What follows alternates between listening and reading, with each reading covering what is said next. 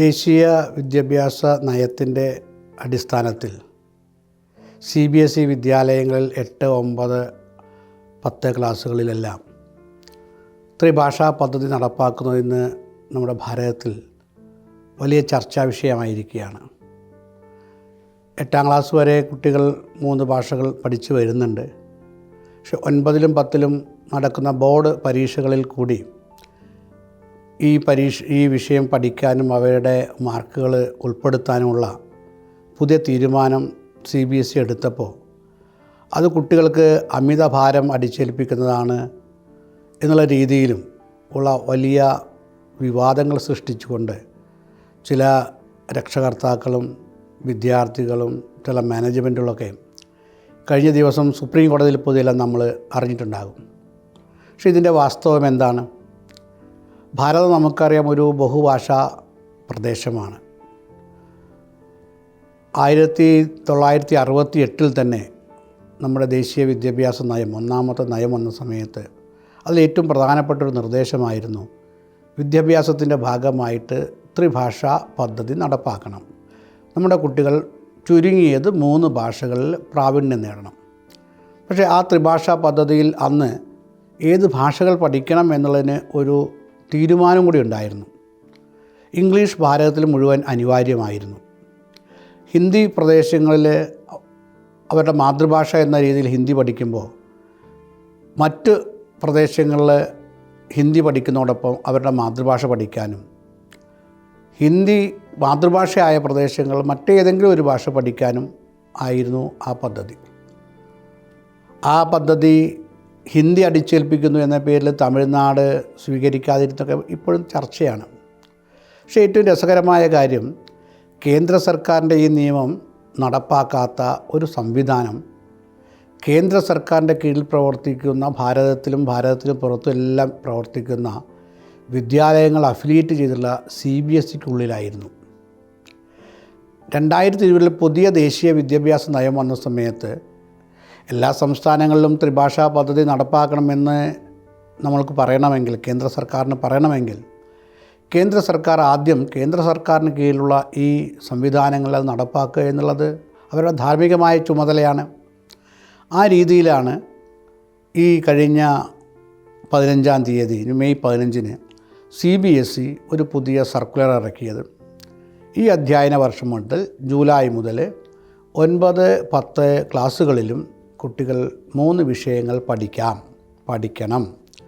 ആ പഠിക്കുന്ന സമയത്ത് ഈ വർഷം ഒരു പരിവർത്തനത്തിലേക്ക് വരുന്നത് കൊണ്ട്, മുഴുവൻ സംവിധാനങ്ങളും ആകാത്തത് കൊണ്ട് ഈ വർഷം കുട്ടികൾ പഠിക്കുന്നതിൻ്റെ ആ പരീക്ഷ CBSE ബോർഡ് നടത്താതിരിക്കുകയും സ്കൂളിലോ അല്ലെങ്കിൽ പ്രാദേശികമായ സംവിധാനത്തിലൂടെ ആ പരീക്ഷ നടത്തി അതിൻ്റെ മാർക്കുകൾ ബോർഡ് പരീക്ഷയിൽ ഉൾപ്പെടുത്തുകയും ചെയ്യുമെന്നുള്ള ഒരു വളരെ ഫ്ലെക്സിബിളായിട്ടുള്ള, എല്ലാവർക്കും സ്വീകാര്യമായിട്ടുള്ള, കുട്ടികൾക്ക് മാനസിക ബുദ്ധിമുട്ടുകൾ വരാത്ത രീതിയിലുള്ള ഒരു നിർദ്ദേശമാണ് നൽകിയിരിക്കുന്നത്.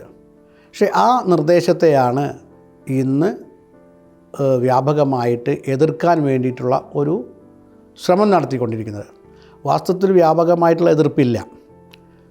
ചെന്നൈ, അതുപോലെ തന്നെ ഡൽഹി, ഗുഡ്ഗാവ്, നോയിഡ തുടങ്ങിയ വളരെ വികസിതമായി തോന്നുന്ന അല്ലെങ്കിൽ ഒരു എഫ്ലുവൻറ്റ് സൊസൈറ്റി, യൂറോപ്യൻ വിദേശ ഭാഷകളിലൊക്കെ വളരെ പ്രാധാന്യം നൽകുന്ന ഒരു സമൂഹം, ആ സമൂഹമാണ് ഇന്ന് കോടതിയിൽ പോയിരിക്കുന്നത്. ഭാരതത്തിലെ മുഴുവൻ 99% വിദ്യാർത്ഥികളും അവർക്ക് 3 ഭാഷകൾ അല്ലെങ്കിൽ അതിൽ കൂടുതൽ ഭാഷകൾ പഠിക്കണം എന്നുള്ള ആഗ്രഹമുള്ള ആൾക്കാരാണ്. ഉദാഹരണത്തിന് കേരളത്തിലെടുക്കാം. കേരളത്തിലെ സംസ്ഥാന ബോർഡിന് കീഴിൽ വിദ്യാഭ്യാസം നേടുന്ന സമയത്ത് 5ാം ക്ലാസ് മുതൽ കുട്ടികൾക്ക് 4 ഭാഷ വരെ പഠിക്കാനുള്ള അവസരമൊരുക്കുന്നുണ്ട്. ത്രിഭാഷാ പദ്ധതിയിൽ 1ാം ഭാഷയായ മാതൃഭാഷ, ആ ഭാഷയെ 2 ഭാഗങ്ങളാക്കി മാറ്റിയിട്ട് അതിൽ 1ാം ഭാഗമായിട്ട് മലയാളമോ സംസ്കൃതമോ അറബിയോ ഉറുദോ കന്നഡയോ തമിഴോ കേരളത്തിൽ പഠിക്കാം. ഒപ്പം തന്നെ അതിൻ്റെ 2ാം ഭാഗമായിട്ട് എല്ലാ കുട്ടികളും മലയാളം പഠിക്കണം. പിന്നെ ഹിന്ദിയും ഇംഗ്ലീഷും അവർക്ക് പഠിക്കാം.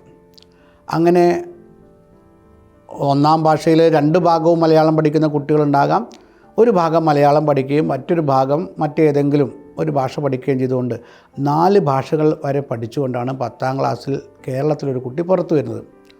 അത് കുട്ടിയിൽ 4 ഭാഷയുടെ പ്രാഥമികമായ കാര്യങ്ങൾ ഉണ്ട് എന്നുള്ളത് മാത്രമല്ല, ഉന്നത വിദ്യാഭ്യാസത്തിലേക്ക് പോകുമ്പോൾ സയൻസ് ഇതര വിഷയങ്ങൾ എടുക്കുന്ന സമയത്ത് വൈവിധ്യമാർന്നൊരു ഉപരിപഠനത്തിനും തൊഴിൽ സാധ്യതയ്ക്കും ആ കുട്ടിയുടെ മുന്നിൽ ഒരു വലിയ സാധ്യത അത് തുറക്കുകയാണ്. കേരളത്തിലെ സർക്കാർ ജോലികൾക്ക് മലയാള പഠനം, മലയാള ഒരു വിഷയമായി പഠിക്കണം എന്ന് സർക്കാർ ഉത്തരവ് വന്നതോടുകൂടി കേരളത്തിലെ 2000-ലധികം CBSE വിദ്യാലയങ്ങളിൽ പഠിക്കുന്ന മുഴുവൻ വിദ്യാലയങ്ങളിലെയും ഒരു ഭാഷ മലയാളമായി മാറി. CBSEയുടെ നിയമത്തിൽ ഏത് മീഡിയത്തിലാണോ പഠിക്കുന്നത് അത് അവരുടെ 1ാം ഭാഷയും മറ്റൊരു ഭാഷയും കൂടി പഠിക്കാമെന്നാണ്.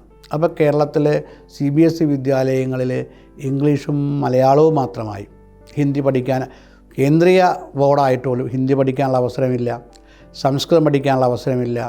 മറ്റ് നിരവധി ഭാഷകൾ നമ്മുടെ നാട്ടിൽ തമിഴ് കുട്ടികളുണ്ട്, കന്നഡ കുട്ടികളുണ്ട്. നമ്മുടെ നാട്ടിൽ കേരളത്തിലെടുക്കുക ചെറിയ ചെറിയ സമൂഹങ്ങളായിട്ട് ഗുജറാത്തി സമൂഹമുണ്ട്, മറ്റ് പല സമൂഹങ്ങളുണ്ട്. അവർക്കൊന്നും അവരുടെ ഭാഷ പഠിക്കാനുള്ള അവസരമില്ലാത്തൊരവസ്ഥ കേരളത്തിൽ സംജാതമായി. ഇങ്ങനെ പല പല കാരണത്തിൻ്റെ അടിസ്ഥാനത്തിലാണ് ഇന്ന് 3 ഭാഷകൾ, കുട്ടികളുടെ ഇഷ്ടത്തിനനുസരിച്ചുള്ള 3 ഭാഷകൾ പഠിക്കാൻ CBSE ഒരു അവസരമൊരുക്കിയത്. അത് ശാസ്ത്രീയമായിട്ടും സാമൂഹികമായിട്ടും കുട്ടികളുടെ ഭാവിയും ഒക്കെ എടുക്കുമ്പോൾ വളരെ സ്വാഗതാർഹമായിട്ടുള്ള ഒരു നടപടിയാണ് എന്നാണ് എനിക്ക് തോന്നുന്നത്. ആ രീതിയിൽ ഇതിനെ സമീപിക്കാനും വിദ്യാർത്ഥികളും രക്ഷകർത്താക്കളും ഈ അവസരം പ്രയോജനപ്പെടുത്തണം എന്നാണ് പൊതുവെ ഈ ചർച്ചയിലൂടെ കേരളത്തിലും കേരള സമൂഹത്തോട് പറയാനുള്ളത്.